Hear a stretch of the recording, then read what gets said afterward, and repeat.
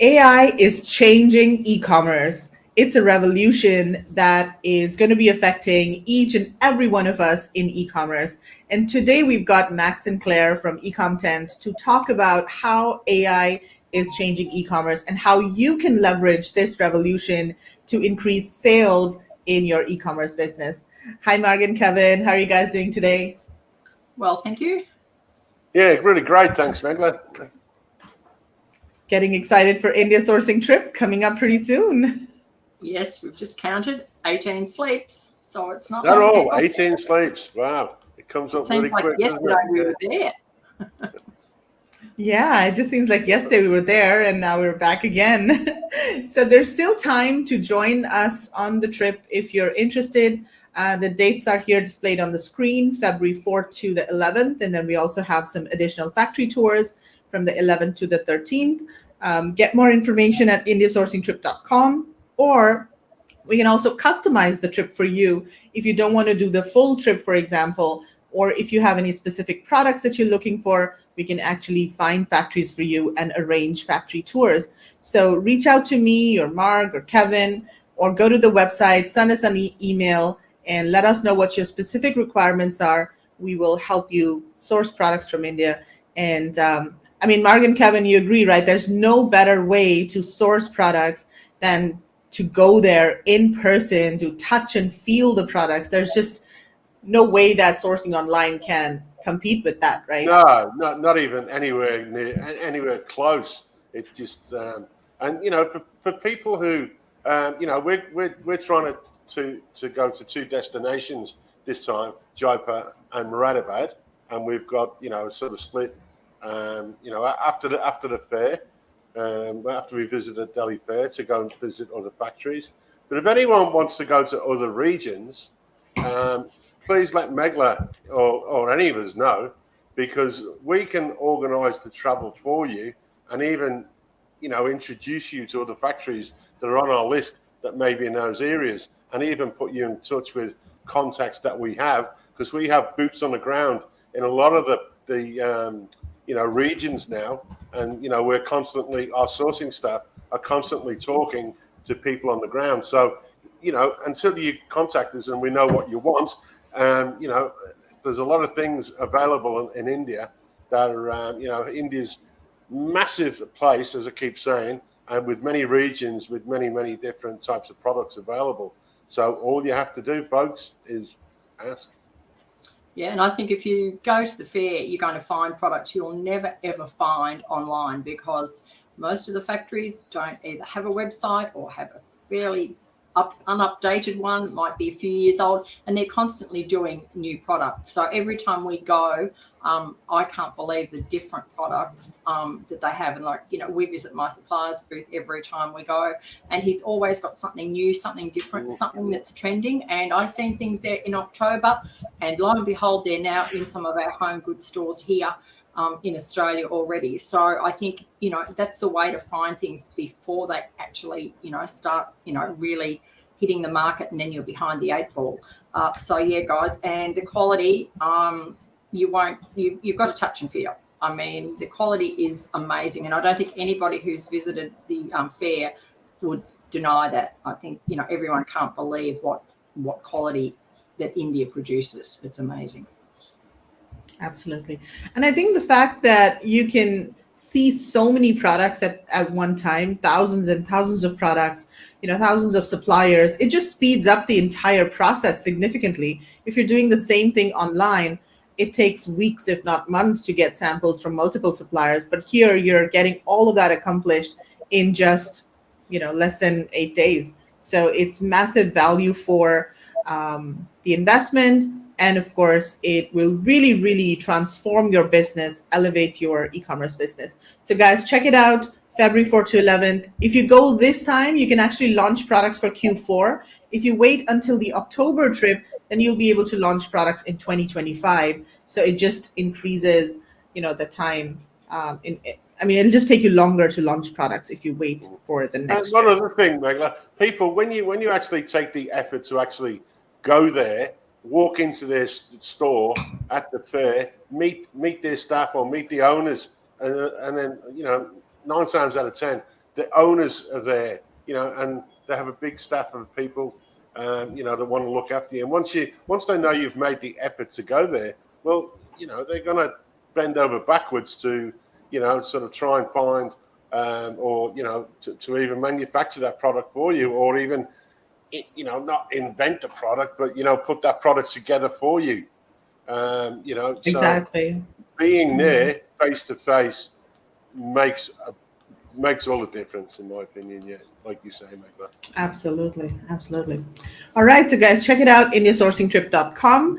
And let's get into our webinar now. So, I'm going to invite our guest, Max Sinclair, up on the screen. Hi, Max. How are you doing? Hi, guys. How are you? Hi, Max. How you doing? Good. Good to Thank be here. you. Good to be here. Cool. We are so excited about your presentation. I saw you post somewhere, I think in a group, or maybe I think in a WhatsApp group or somewhere. And then I was like, oh my God, I checked out your tool, your website. It was so cool. And then I thought, okay, we have to get Max on a webinar because this is really, really cool. So Max, I'm going to share your slides and let's just get into it. Thank you. So Over yeah, to thanks you. for having. Sorry. Thanks for having me. Super excited to be talking to you all. So a bit of background on myself. So I spent 6 years at Amazon. I imagine from your accents, there's a lot of Australian sellers here. I was part of the team that actually launched Amazon Singapore. So famously in Amazon, I shouldn't be saying this, but the Amazon Australia launch was looked at as one of the worst launches, and we looked at that and improved it a little bit in Singapore. But since 2022, I have been the founder and CEO of Ecomtent. We help sellers to generate product listings with AI and list them across different channels, and you can connect with me on LinkedIn via that QR code if you want to, stay connected. But yeah, today I am talking to you guys about AI, and hopefully this present. I mean, AI is everywhere, as you can see. I mean, we just talked about LinkedIn. There's even kind of like LinkedIn AI to strengthen your profile now. There's a customer reviews, which has gone down pretty badly in the Amazon seller community. eBay listings, Alibaba models that can, put clothes on people. There's all sorts of stuff going on. So hopefully we go a few levels deep in this presentation to just give you a bit of an understanding of where we are, what this technology is and where it's going. And yeah, the last slide is kind of like, it's something to be aware of because your competition is definitely using it. I think in 2023, from memory, there's 8 billion visits to ChatGPT. And if you think about, there's 9 billion people on the planet, that's just, an incredible reach that these things are getting. But yeah, we've had AI kind of around for a long time, and it's important to kind of discuss why suddenly this is a big hype and everyone's talking about it. So I think there's really two ways to think about this. So since the 1950s, we've had AI, deterministic AI. It's helped to do data classifications and regressions. When I was at Amazon, we were doing stuff like merging ASINs and these kind of backfilling colors to attributes, these kind of like questions, which is kind of one set of AI. But what we're at now, and I'll go into a little bit more detail here, is something called generative AI, and this really kind of was popularized by ChatGPT in 2022. It's less accurate. We can definitely talk about that. But what really captured everyone's imagination is it's creative. It's able to generate new content. And I'll go into hopefully just 5 minutes here of exactly what's happening. But the first thing to know is right now we don't have some kind of magical being, right? Like what we have is a computer that is basically a very large prediction model. So AI only understand numbers. If you take a sentence such as "Hello, how are you?" what the computer is doing is it understands every word in the English language, and it can assign each word a number, or in the or a pixel, which is also just numbers. If you go down into what pixels are as well, and then for every for every token that you give an AI model, it will give back to you the likeliness of the next token. So in the sentence "hello," based on the model's training, it would know that how these numbers are made up. Could be the 9% most likely next token. Girls could also be, or boys could be a likely next token in that sequence, and something like squirrels or something completely random is going to be a lot less likely. And basically, the more tokens or inputs you give these AI models, whether this be images or like the chat, like GPT, it's every more context are given in the prompt, the better it's going to be at guessing the next token. So in summary, basically we have big prediction models have been trained on all their data on the internet. You give it some new information, and it's good at predicting what is the most likely next word based on maths. So that's kind of what's happening. But at the same time, we have had we do kind of see intelligence, and people often look at these AI models as if they have like some innate intelligence.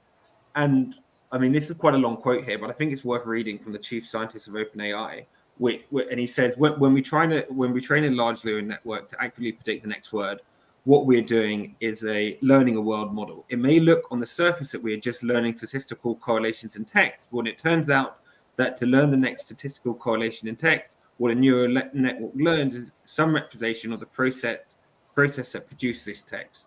This text is actually a projection of the world.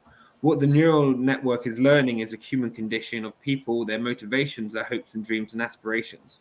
The neural network learns a compressed, abstract, and usable representation of that when it's accurately predicting the next word. So in summary, we do have these large prediction models, but in that process of kind of compressing all of this data and using a model that we can run on now even on an iPhone, you do have kind of this model that has some representation of the world. One question you may be thinking about, which is, okay, if you're just predicting the next word, how come when I put into ChatGPT a prompt, every time it gives me back something different, right? Like if it's just giving me the statistical most likely answer to my question, how come I'm not getting the same thing back every single time? And the reason, just to touch on this very quickly, is temperature. So different AI, all AI models, ours and Ecomtent, ChatGPT, Bing, have temperature settings, and this will tell the AI, do you want to predict something in which is like 100% the most likely next thing, or in the top 0.05% most likely next tokens, or in the top 1% of most likely next tokens. And therefore, by like changing these temperature settings, you give the model more ability to have a bit of variety in what comes out, and therefore you kind of have this illusion almost of creativity. And the final piece to talk about is fine-tuning. So this is kind of what Ecomtent or any other application does. You take these base models, such as from Hugging Face, OpenAI, ChatGPT, all these things. You give them additional data, such as in our case, Amazon listings. You give them lifestyle images, and you push the model basically to make more of that fine-tuned data. So it's not just predicting the next word based on all of the information on the internet. It's predicting the most likely next word based on the best way to write an Amazon listing, or the best way to create a lifestyle image for Amazon and this kind of stuff. So a lot of people, a lot of my customers ask me about prompting, right? And prompting is the way that we interact with these AI models. So hopefully from the discussion so far, you may understand that the AI models don't understand text necessarily. It's just taking a load of numbers in, and therefore in prompting you have to be very you have to be thoughtful about how to interact with these AI models to get the best output. And this goes for using Ecomtent or Midjourney or any other AI tool that you want to use. So we did an exercise at Ecomtent where we labeled hundreds of thousands of customer images, and we basically labeled them. And here are two images. Here's an image generated by our customer on our tool. The customer put in a prompt: a very high quality, modern, crowded restaurant, pretty happy raters, blah blah blah. And we graded everything on accuracy and quality. Accuracy, like how much of the prompt came into the image, and quality, like how good is this image? Basically, over a 5 or more is usable on Instagram. This one we didn't think was. 9 or more is like Times Square quality, and a 7 is like a permanent Amazon listing quality. So here's another example of a better one, which is a 10 and in accuracy. Everything in that prompt came into the output image, and the quality was high as well. So I had 15 students from computer science students from the University of Toronto basically just label thousands of customer prompts and just see what we could learn about how best to interact with AI models to get the best output. So, I mean, here's 2 more examples, right? Again, on the left, you have someone put this prompt into our tool. I honestly have no idea what this product is, or what's come out. And then on the right hand side, some dog food generated a nice image of a dog next to the dog food that was a customer's product.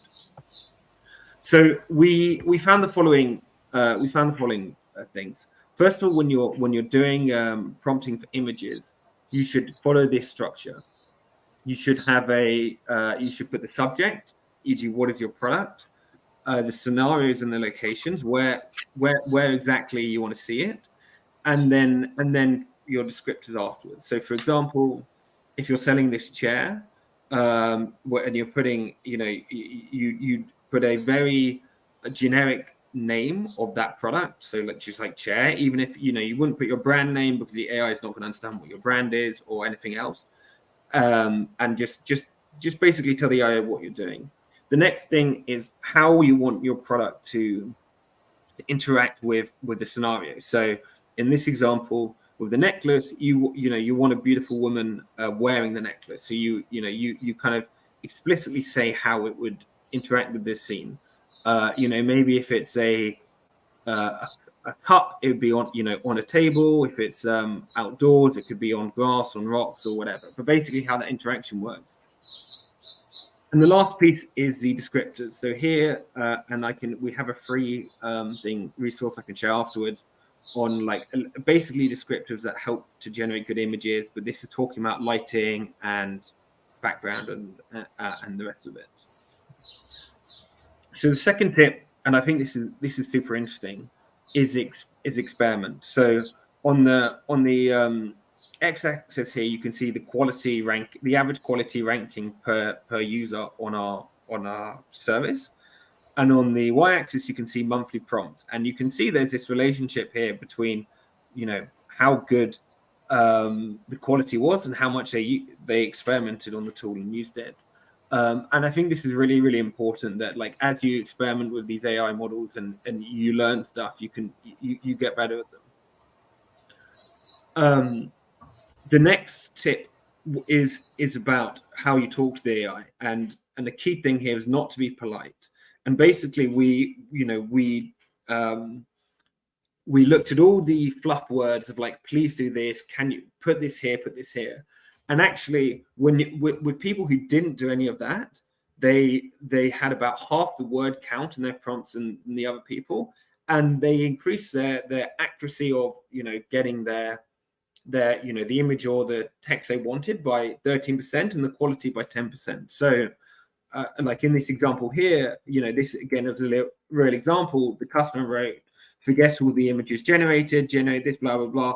He was almost too polite, maybe not be the right word, but he was too conversational with the AI. Shorter, straight to the point, had a better accuracy and quality output.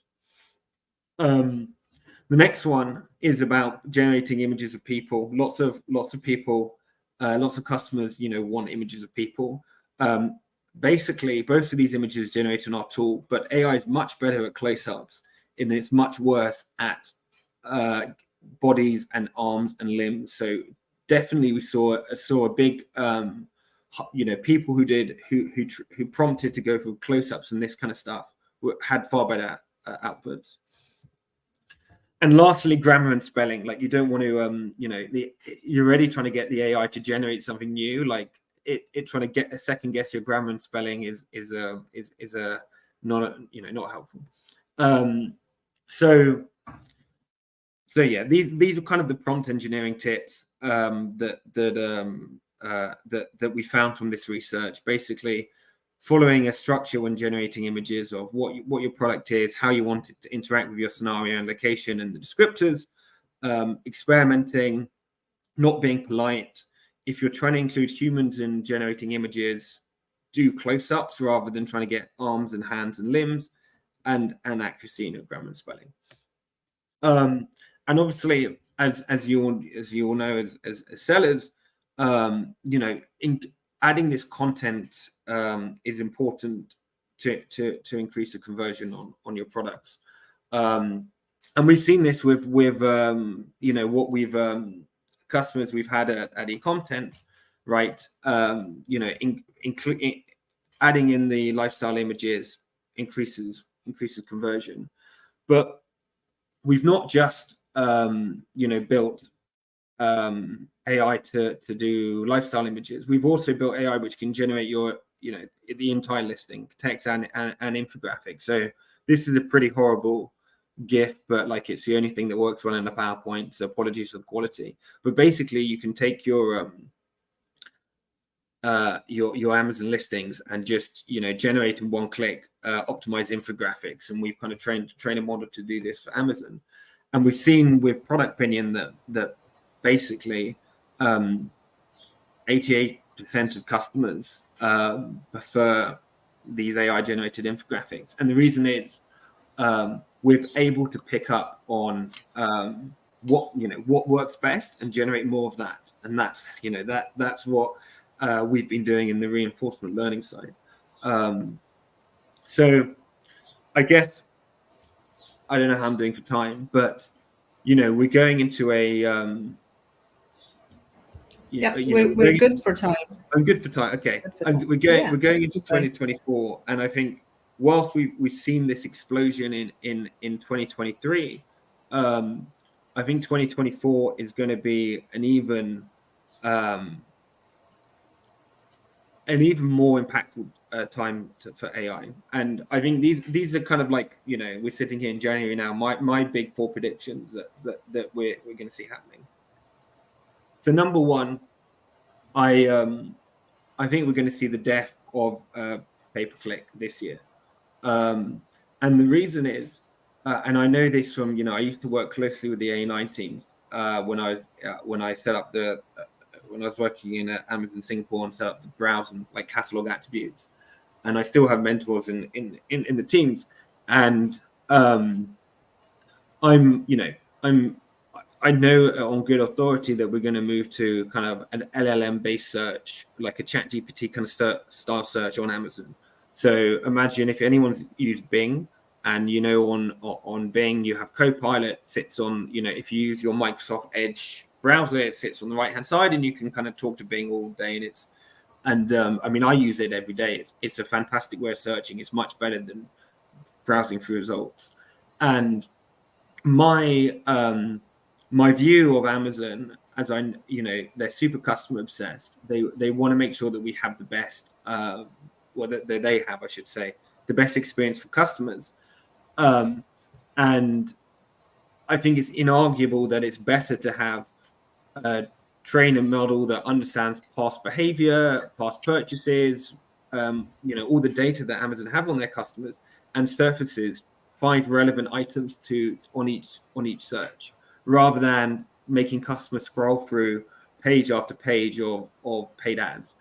And although Amazon sometimes forgets this, sellers are also Amazon customers. And from when I joined Amazon in 2016 to now, like, one of the biggest trends I've seen on the seller side is how PPC has it's just become such an enormous part of selling effectively. Now basically it's pay to play. You have to have a PPC strategy. You have to like have 20K in the bank if you're going to launch an Amazon business. And this definitely wasn't the case when I started. So I think on both the seller and the customer side, having an LLM based search is a lot better experience. And I am, fairly certain that Amazon leadership will recognize this and knows this, and it will be willing to like make the hard choices of basically sacrificing a 40 billion industry or like a revenue stream that they have, maybe not entirely, but saying we're not gonna continue to grow this because it's now no longer in the best interest of either of their core customers. So the Amazon that I worked in would have made that brave decision, and I hope Andy Jassy does. But I think it's an inevitability, and I also think if they don't do this, you're already seeing startups like Oli AI who basically have LLM based search. You'll see Google doing this. You'll see Microsoft already have this. So I think they'll basically be forced to. And talking about eBay for a second, our investors are eBay, and like we're very close to the eBay teams. I know they're working on this as well. So I think this is coming. And I think the second thing which will kill it off almost entirely if LLM based search doesn't is AGI. So AGI is kind of artificial general intelligence. It's different from like these generative AI prediction models that I've discussed so far. But this is when the AI is basically as smart as a human. And OpenAI are working towards this, and this is probably like a year or two horizon away. And in that case, you have companies like Inflection AI who are building personal assistants, and I think the future will be shoppers will defer to their personal assistants and use them to make purchasing decisions rather than going to the Amazon or eBay itself. So I think PPC, although obviously very important now, I think this is going to, hopefully this is good news for everyone on here, is going to decline. And it is as its importance, and actually like the best customer experience and the best products that you'll find out being sourced in India will win out, which is good for everyone. I think the next big thing is going to be text to product, or basically using AI to generate products themselves. And there's a company called Pietra. They're a sizable company. It's very hard to find data on private companies because they don't put out data. But in 2021, they had 20,000 customers. So, and they've raised since then $36 million. So I imagine they, 50,000 sellers at a minimum. And they have launched they are one of a few people who have launched a text to product for sellers, not for consumers yet. But basically, if you're a seller, you can go on there, you can write in your text, you can generate, and they will generate a product, and then you can order that product and sell it on Amazon, eBay, wherever. And I think this will increase in 2024. As I said, I think I mentioned it. They already have 40% of their orders now coming through this AI tool. So they launched this early last year, and already 40% of the manufacturing is coming through this. And I think this will go to the extent where, at the moment, obviously for economies of scale, like it's not viable to do this as a customer. You'd have to do this as a seller. But I think we'll move to a place, maybe 2025, where actually you have 3D printing models and warehouses and whatnot set up to literally, like, each customer can design with text-based writing what they want and create a product. And obviously this would be premium, but I think it's definitely something that will be coming this year. My next big prediction on 2024, and if you guys haven't seen this, it launched last week, it's worth looking at, is a GPT store, which is going to be as transformational as the App Store on iPhone, if not more. And the brilliant thing about the GPT store is that you can build these things with no code. You can literally create it with a natural language and prompting. And this only launched last week, so I'm interested to see how it, where it goes. And I think it'll go in probably directions that are impossible to guess now with what apps will work. But already you're seeing like, you know, purpose-built GPTs. And I'll give you an example. We actually have one in Ecomtent, which allows you to, it's free, and it allows you to, you can upload a photo and it will give you the prompt of how to generate that photo based on the, you know, all the data that we have. And you, to make this GPT, it took me about an hour. I uploaded like the Excel that I have of like all this, you know, all the labels of the data and the links to the images. And it basically just, and then you say, you know, you do a bit of coding and you basically say, hey, GPT, free text, natural language, and you tell it, hey, you know, when someone uploads an image, work out the best prompt to get that image, use this data on like the ratings to, you know, to get the prompt right, and it helps you to create a good prompt. So that's one example. But I think there's going to be, you know, this is just going to be exploding and it's super useful for e-commerce sellers.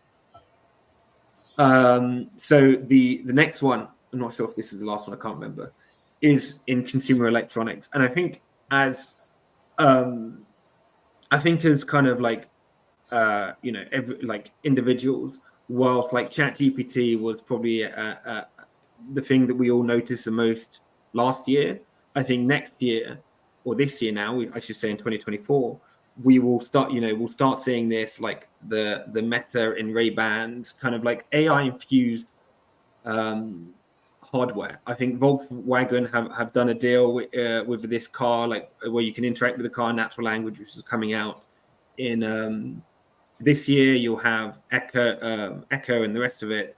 But basically, you know, you can really see the use case for this. Imagine like these Ray-Bans.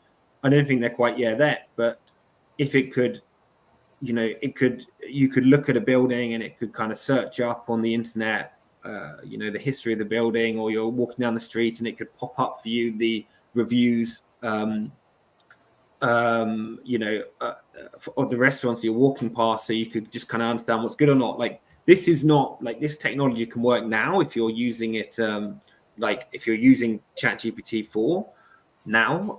Just obviously integrating that onto consumer electronics is the next step, and I'm fairly sure we're going to start to see a lot of this year.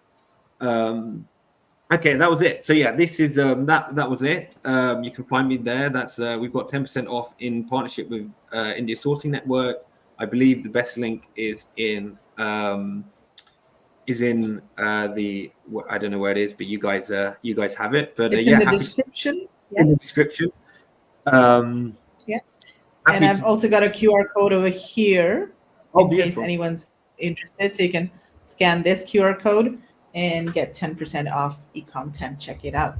So that was amazing, Max. And oh my gosh, I mean, I know that AI is, you know, changing stuff and it's shaking things up, but this is like totally next level. It's basically a revolution. So everybody watching, if you have any questions for Max, type them in the comments. We're going to stay live for maybe 10, 15 more minutes to take your questions. But that was absolutely incredible. And so, I mean, for Ecomtent specifically, oh wait, we've got a question here. Can you use these as a small seller? If you're talking about Ecomtent, definitely yes. Yeah. Do you want to actually go? Yeah. Do you want to maybe go to Ecomtent and talk about, you know, sure, yeah, like how the tool works and pricing, and maybe just do like a live demo? Oksana's saying my head is spinning. Yeah. Sorry, I know we covered a lot of ground in that, and I didn't know how long I had, so I went quicker and then I slowed down again. But anyway, yeah. I can give me one. Let me see if I can try and do this. Yeah, let's do that. Let's do like a live demo, or maybe, you know, just explain to people what the pricing is like and what they get and how they can. So in terms of our tool, it costs you $165 per month per brand, unlimited generations of images, infographics, and text. And basically, if I just go,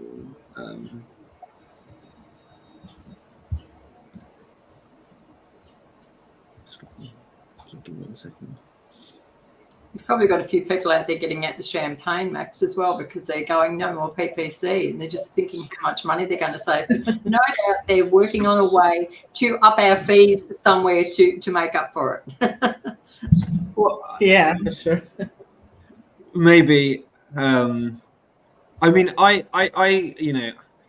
think Amazon, I think they realize how much harder it is for the seller, and I think they don't want to, they don't want to. At the end of the day, they want to be the world's best place to sell online, and like I think there's a lot of competition coming now from Walmart, from eBay, or the Chinese marketplaces as well coming up. I think so. I think it's a harder landscape than maybe it was a few years ago, and especially when you're getting out into the different areas. Like in India, I know you have a Walmart competitor, a pretty large one. In Singapore, where I was, there was tons of competitors like Q10 and Lazada and Red. So there's. I think Amazon will have to move. Like I really think they'll have to do something to kind of adapt to where this is going. Right. We got a couple of questions too. So This is Mac Joshi. He's asking, does Ecomtent create listings using keywords? How does it know what keywords to use? Do we input the list from a tool like Helium 10 into the listing tool?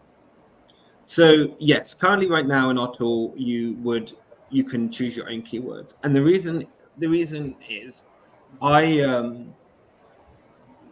think I know Amazon A9 pretty well, and keywords is not the only thing that they're optimizing for in ranking. They're optimizing for sessions and conversion. So like the question that Amazon are trying to answer when they're looking at like ranking is, what are the best products for customers? So, and they're very aware that people are using ChatGPT or like other AI tools to just like pull a bunch of keywords, stick it into your listing, and then just have like a listing which has got hundreds of keywords, which might not be relevant actually to the customer. So we've been very careful in what we built with Ecomtent, which is all about kind of using like principles of psychology and also the best like listings. As I said, we fine-tune to ensure that actually the copy is good, so that when a customer clicks on your listing and they read it, it compels them to purchase. Obviously, keywords is important, and we are integrating this, and it's coming in. Well, I'd say by the end of the month or two, month or two. But I mean, our edge really, like our differentiation, is around the infographics, A+ content, and images. So it's maybe slightly lower down, but also I think we have to be very, very careful with text, because the easy, like we could have launched something in an afternoon, honestly, if we're just going to build a ChatGPT OpenAI plugin and give you, here's the keywords from the API, Amazon API, which everyone has access to. Here's a GPT plugin. Here's a listing now with 50 keywords rather than 5. And I give you some like bullshit ranking on my tool that says, oh, now you've got, 100% optimized. So we haven't done that. And, but it is coming. But yeah, that's how it works right now. Right. There's one more question, and then if you can open up Ecomtent in a browser, I think it'd be nice if we can actually show people. If you can do a demo, that would be pretty cool, or just maybe show the back end. Sure. Yeah. Well, Russell is asking, I'm curious about your comment on PPC dying off. Isn't that a bit extreme? I find it hard to believe that Amazon will let go of all that revenue. Can you explain the logic over here? So I worked there for 6 years, and I think profitability, in some regards, like every department has to be profitable, and like that's part of building a business for the long term. But I really think Amazon is willing to like kill stuff off. For example, like the 4-star. I mean, it's about it's less of an extreme example because obviously they weren't as profitable. But Amazon have killed off like the Amazon phone and 4-star like stores, and some elements of the grocery business, and Amazon Launchpad, which actually was making money. So there's like been lots of examples of like Amazon having good businesses, and they decide, actually, you know what, like we don't want to be too all over the place. Let's let's focus. But I think what's happening with PPC is Amazon's mission is to provide Earth's best customer experience, and I think with the technology now, Earth's best customer experience is not having giving customers hundreds of listings where all the products look the same and it's really hard to distinguish, and you just have lots of paid ads everywhere. So I think as all of us also must be shoppers on Amazon, and we know that this is a pretty crappy experience, right? So I think I think Amazon will be forced to do this and willing to do this, because in the name of the best customer experience and building a sustainable business in the long term. And I think if they don't, people will move. People will migrate to just like people are. Not everyone, but some people are leaving Google to go to Bing now because the search is better. People go to a better way of searching. Interesting. And Christine is asking, will the Amazon algorithm change? It seems that organic sales benefit from PPC sales. With less PPC sales, how will this affect organic sales? So I don't know I can't pretend to know the specific answer to this question. But what I will say with my experience of A9 is that it's not one algorithm. There are plenty of algorithms, and like it's very similar. I mean, it's very similar to Google in this sense, where the teams have a goal they're optimizing for, which is to give customers the most relevant content, and they are constantly working out the best way for doing this. So keywords is one way of doing this. Like people type in I don't know, coffee cup, and they see there's lots of coffee cup keywords in there, whatever, maybe a niche like 80 millimeters, whatever, like a very niche keyword, and they give that to you. But also, as I said, like do the customer actually convert when they click on that keyword, and how long do they spend on the page? Like reviews, like there's a lot of stuff that goes into this, right? So I think it's far more complex and just and there's a browse kind of, and the like leaf node and that whole structure as well that's overlaid onto it. So there's a lot more that goes into this than just keywords, and therefore I think the algorithm is likely to change. Russell's agreeing with me. I'm glad I got one person agreeing with you. Thank you, Russell. Yeah, so for everyone's benefit, this is what Russell says. Thanks for the clarification. Appreciate the insight. Definitely think Amazon is under pressure. And I've noticed a big shift is they're trying to be more seller friendly as well. Cool. So Max, are you going to be able to share? Yeah, let me share. The screen? Okay, let's do that. Let's just take a look at Ecomtent. And we also have a discount. So yeah, if you can, the link is in the comments wherever you're watching, whether it's YouTube, Facebook. You can click on the link, and it's also scrolling. Right? Yeah, it's also scrolling there. So this is how it works. Basically, okay, there we go. Oh, no.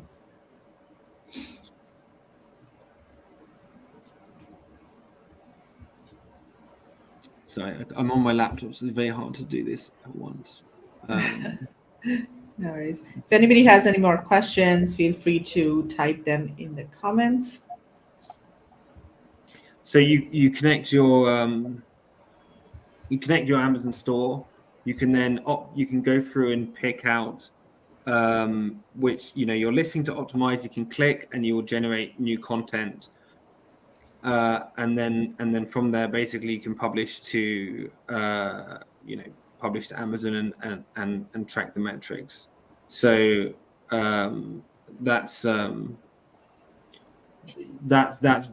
broadly how it works. Right. What about infographics and Sorry? images, specifically infographics? Like, how do you generate infographics? What text do you have to give the tool in order to So you can in order for it to create? We right now we actually take the text from the listing. So you can put in your listing, any Amazon listing, and you will generate an infographic from off that. Okay. Same process for new products. If it's a new listing, how do you generate the text for that? How do you? So you can generate from CSV. The way we've set up at the moment, we've just migrated to a new one which connects to the Amazon store, and then we'll generate from there. But our old tool would generate from like a CSV or input files. Okay, and then can we provide a template for images? Yes, you can build your own templates and generate off that. Okay, cool. Yeah, that sounds great. And guys, you can check out the website. There are lots of case studies. There's also, explanation of how all of the tools work. You can also book a demo, right? So they can also book a demo with you. Can, yeah. I think that would be pretty cool. The demonstration was very cool. How often would you change listings using this? Is it a one-off, or do you review on a regular basis? Yeah, that's a great question. So, the best practice is to probably go on a quarterly basis, right, and refresh on a quarterly basis. So we do a bunch of stuff for Christmas. We helped a bunch of our customers, generate the Christmas infographics. That was in the presentation, I think. But yeah, so I think I had one customer who's busy doing a lot of stuff for Valentine's Day, which is coming up. He sells big cuddly toys, and he sells thousands of teddy bears. So I think there's definitely a seasonal element to this, which is which helps you to kind of optimize beyond just doing it once. Right. Do you offer a trial period? We will do, but not now. It's on our roadmap to it's on our roadmap to build this to basically have a playground version, so that people can log in and have and play around. So yes, it's not now, but yes, we will have this. Yeah. But people could sign up for a month and test it out, and if they don't find value, they can always. I mean, we have a very low churn rate, but yeah, you can test it's one a month. 1 a month. Okay. Yeah, it's like cancel anytime. Okay. Does the tool compare listings with competitors and update your own listings? So we no, we don't compare to competitors in one sense. We've trained for each individual thing we're doing, which is A+ content, infographics, and text. We've trained AI models to to build optimized stuff for that. So, I mean, in a loose sense, we've fed the AI with public data from Amazon. So, in some senses, yes, and this is updated, and but specifically, no, we don't do. We're not it's not like other tools where you kind of put in a competitor and kick and steal their keywords. It's not how we work. With your customers, have you seen an increase in sales conversions, and what are the KPIs? Yes, we have. So I'm building case studies out at the moment. We typically see between 10 and 30% increase in conversion. Like we've done a bunch of I like the stuff I put in the PowerPoint is from product opinion. Like 88% of customers prefer our tool. I think the big challenge that we have with conversion is that conversion can be driven by many things. It can be driven by price. It can be driven by, is your competitor out of stock? It can be driven by seasonality. Like is it hot or cold outside, and more people buying your product? So we're trying to be scientific, obviously, because we're training AI models to like generate content for conversion. But we do have some case studies on the website for this that show it. And is it possible to publish changes as a test on Amazon? Is it possible to publish changes? I mean, you could. You mean yes, because you could, I guess, because you could publish it and then revert back. So yes. But it just goes, yeah. I mean, it has to go live, right? Like it goes live, yeah. We do have like a partnership with Product Opinion. I don't know if you guys know Product Opinion.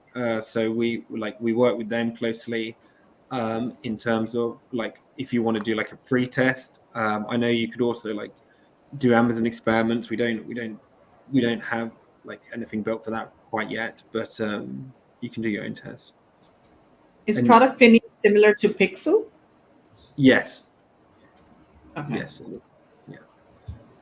So you could generate maybe an infographic on Ecomtent and then go test it on one of these websites, right? That's what you're saying. Yeah. Okay. That's cool. Can we choose what part of the listing we want to optimize? Yes. You can choose exactly. Yeah.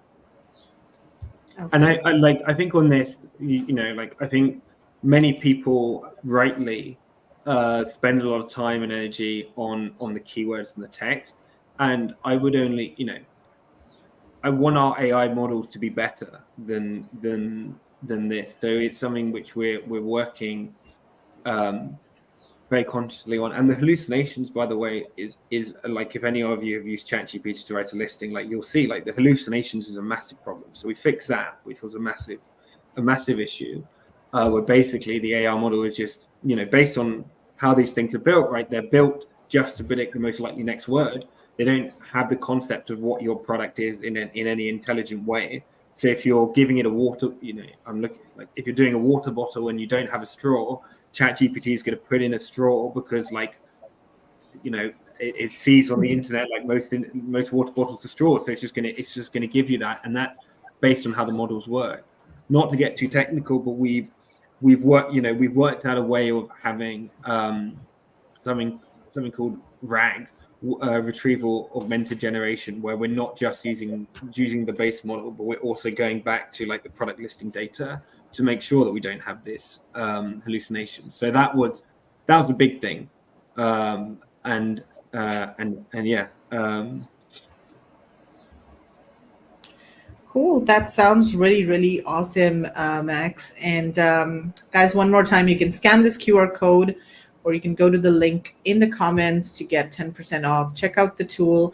And I mean, it's very, even though it's like $165 a month, which is, for a small seller, maybe that is like a significant amount, but it saves you so much, in terms of getting your photographs done. Like how much overall can, people save, do you think, if they use Ecomtent versus actually getting, all the infographics and all done by, say, an agency or doing it themselves? Well, like, I mean, it's easily a 10x saving. And like easily, if you think like one good photo shoot is going to be in the region of like $2,000, and a good freelancer is going to be in the region of like hundreds of dollars to do the infographics. I mean, it's easy, and this is across all your listings. Like it's easily a 10x saving, if not more. And then you've got the time saved plus, speed to market. I mean, all that time saved. I mean, sometimes that's months. you know, that you go back and forth, you know, just to do all that sort of stuff. No, it's fantastic. Yeah. Sounds And of good. course, the increase in conversions, so increase Absolutely. in sales. Yeah, yeah. Can the text be written in a specific style, for example, professional or funny? Can the text be written in a specific style? No, because we've trained it on like what is best for Amazon conversion. So it's like a fine-tuned model on like what listings work best. So it's not like our tool isn't the same as you saw on the demo as using like a free like ChatGPT style like chatbot. It's not what we've done. So sadly not. Okay. Would love to see the ability to upload a list of keywords in the product insert. Yeah, we Those have into that. the listing starting. You can exactly. You can upload your keywords right now. You can manually put in the keywords you want. Yeah. Okay. Cool. Yeah, I guess what you should do, guys, if you're interested, go to the website, book a demo, and I think that'll really give you a good idea of how the tool works and how it, really can affect or impact your overall business. Okay, cool. I don't see any more questions. Marg and Kevin, do you have any Oh, questions? fantastic, before we Max. sign off? One thing, Max, I got a great idea from those sunglasses. Yeah. Yeah, the When I'm sunglasses. playing golf, if I could look into those lenses and see the distances between, you know, where I am and the pin, that would be awesome, wouldn't it? So there's a good new product, folks. Amazing. All right. Well, thank you so much, Max, for joining us and sharing all of these insights. Everybody, thanks a lot for joining us. And again, India sourcing trip, February 4th to 11th. We look forward to seeing you in India. Thank you, everyone. We'll see you again next week for another MMK show. Goodbye. Have a great day. Thank you, Max. That was brilliant. Cheers. That was great.